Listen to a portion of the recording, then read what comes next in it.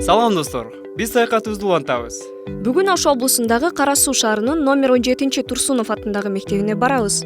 Достор, баарыңар билесиңер, ден соолукка кичине кезден кам көрүү керек. Ошондуктан мектептеги дене тарбия сабагы абдан маанилүү.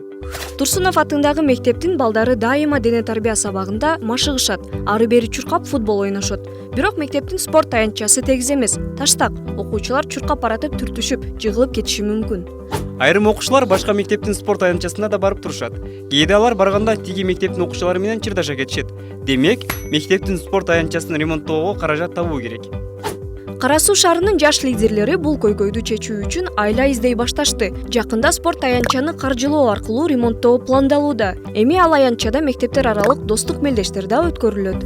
Достор, мына Кара Суу шаарынын жаш лидерлери көйгөйдү чечүүдө ушундай жолду тандашты. Силер бул демилгеге кандай кеңеш берет элеңер? Же силер жашаган аймактагы ушул сыяктуу көйгөйдү кантип чечмексиңер?